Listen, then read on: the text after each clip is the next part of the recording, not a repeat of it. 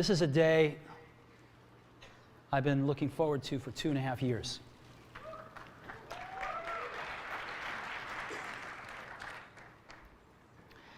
Every once in a while, a revolutionary product comes along that changes everything.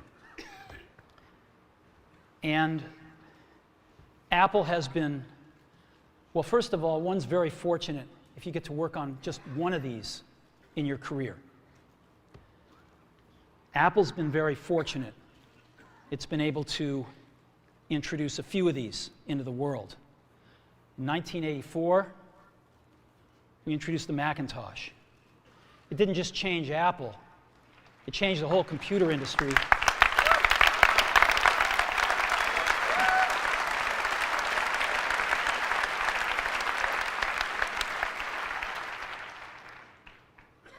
In 2001, we introduced the first iPod. And it didn't just change the way we all listen to music. It changed the entire music industry. Well, there are 2,700 robocalls made every second in the U.S. You might have been on the receiving end of one today. Yeah, there are dozens of apps that can help block those calls, but Sarah Navoy found one that not only prevents them from making another fake call, but also gets back at the scammers. When his phone rings, because of my job responsibilities, I'm required to check my phone. Hello? Jason Silk has to pick up. That one right there. Even when it's a number he doesn't recognize. All on the same day. Problem is, many times it's not only not work-related, it's a scammer. It's become an issue where it's distracting at work. You get upset, angry, you know. Dylan! Even off the clock, Come on, bud. the calls just keep coming. When I'm trying to do stuff with my children and, you know, I'm getting 4 or 5 calls in an hour's time, you know, it's very just annoying. Jason signed up for the Do Not Call registry, but his phone kept ringing. That service only blocks legal telemarketing calls. Most robocalls are not. So when he heard about another option, That's genius. he was all in. So this is literally a program talking to this guy? That's amazing. The app is called RoboKiller. It not only stops your phone from ringing when a scammer calls, but actually answers on your behalf. Hello? Hi, this is Leslie calling. Hello? Hello? Could Yes. you hold on 1 minute? Hi, how are you doing today? 1 second. How do you know if someone's breathing? What? Those are answer bots, recordings that pretend to be you and do their best to keep the scammer talking. It's really game on for us. We're taking the fight back to the spammer. Ethan Garr helped create RoboKiller and says the bots can waste 15,000 hours of scammers' time each month. That's time they can't call you or someone else. Our answer bots are really smart. They know how to get to the human behind the telemarketing call. The answer bots range from funny to rude and obnoxious. We're great believers in getting even with the spammers, and our answer bots are a great way to do that. It's estimated that scammers spend more than $400 million a year to call and bug you, but the scams rake in $9.5 billion in benefits. Lay down. They've never taken Jason's money, but they've taken plenty of his time and patience. Oh, I love it. It's engaging him by asking him questions. So while not usually a vindictive person, Now he's annoyed because he's having to answer questions. Jason says getting revenge on scammers is beyond satisfying. It puts a smile on my face to hear the telemarketer get aggravated, you know? It's like, what do you think you're doing to us people? We have lives, stuff that we're doing. Nobody asked you to call. The app will send you a notification letting you know that it blocked a call, and if the app makes a mistake, you can use the allow button to make sure it doesn't happen again.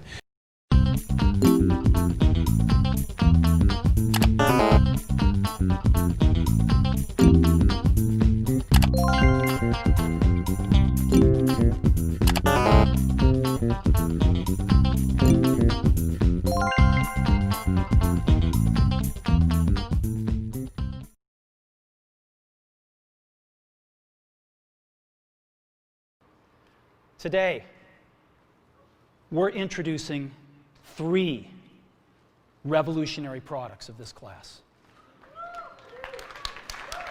The first one is a widescreen iPod with touch controls.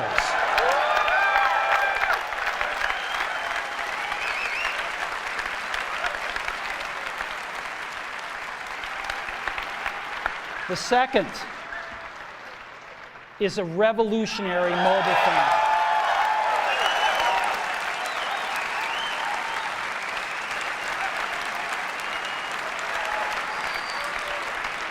And the third is a breakthrough internet communications device. So, three things: a widescreen iPod with touch controls, a revolutionary mobile phone, and a breakthrough internet communications device. An iPod, a phone, and an internet communicator. An iPod, a phone. Are you getting it? These are not three separate devices. This is one device. And we are calling it iPhone. Today, Apple is going to reinvent the phone. And here it is.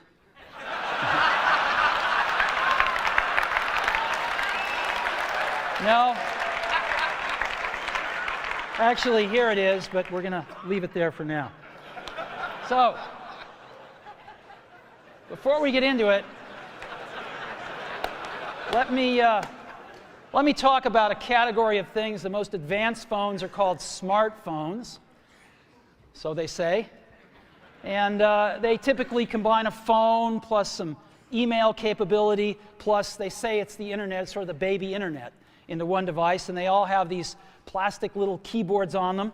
And the problem is that they're not so smart and they're not so easy to use. So if you kind of make a Business School 101 graph of the smart axis and the easy to use axis, phones, regular cell phones are kind of right there. They're not so smart and they're not so easy to use. But smartphones are definitely a little smarter, but they actually are harder to use. They're really complicated. Just for the basic stuff, people have a hard time figuring out how to use them. Well, we don't want to do either one of these things. What we want to do is make a leapfrog product that is way smarter than any mobile device has ever been and super easy to use. This is what iPhone is. Okay? So, we're going to reinvent the phone. Now, we're going to start with a revolutionary user interface. Is the result of years of research and development. And, of course, it's an interplay of hardware and software. Now, why do we need a revolutionary user interface? I mean, here's 4 smartphones, right? Motorola Q, the BlackBerry, Palm Treo, Nokia E62, the usual suspects. And what's wrong with their user interfaces? Well, the problem with them is really sort of in the bottom 40 there. It's this stuff right here. They all have these keyboards that are there whether you need them or not to be there. And they all have these control buttons that are fixed in plastic and are the same for every application. Well, every application wants a slightly different user interface, a slightly optimized set of buttons just for it. And what happens if you think of a great idea 6 months from now? You can't run around and add a button to these things. They're already shipped. So what do? It doesn't work because the buttons and the controls can't change. They can't change for each application, and they can't change down the road if you think of another great idea you want to add to this product. Well, how do you solve this? It turns out we have solved it. We solved it in computers 20 years ago. We solved it with a bitmap screen that could display anything we want, put any user interface up, and a pointing device. We solved it with the mouse, right? We solved this problem. So how are we going to take this to a mobile device? Well, what we're going to do is get rid of all these buttons and just make a giant screen. A giant screen.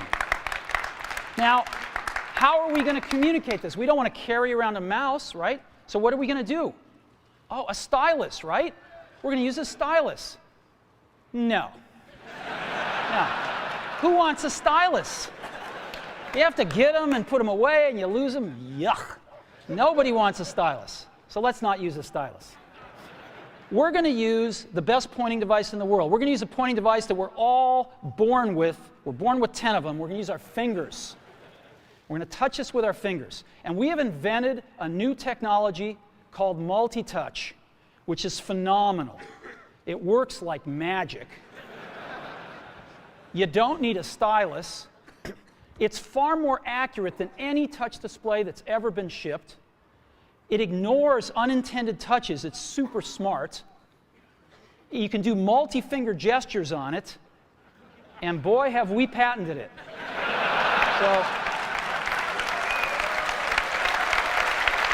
So, we've been very lucky to have brought a few revolutionary user interfaces to the market in our time. First was the mouse. The second was the click wheel. And now we're going to bring multi-touch to the market. And each of these revolutionary user interfaces has made possible a revolutionary product. The Mac, the iPod, and now the iPhone. So, a revolutionary user interface. We're going to build on top of that with software. Now, software on mobile phones is like, it's like baby software. It's not so powerful. And today, we're going to show you a software breakthrough. Software that's at least 5 years ahead of what's on any other phone. Now, how do we do this? Well, we start with a strong foundation. iPhone runs OS 10. Now,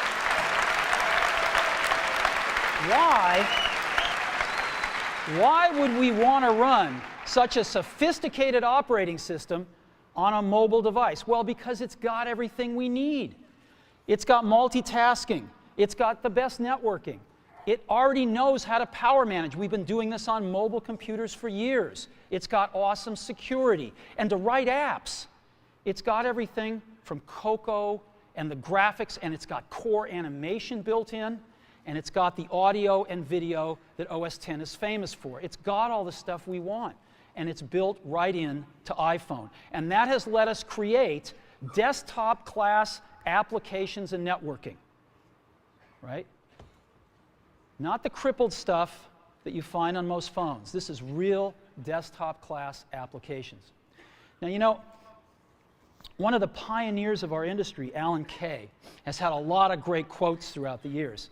And I ran across one of them recently that explains how we look at this, explains why we go about doing things the way we do, because we love software. And here's the quote. People who are really serious about software should make their own hardware.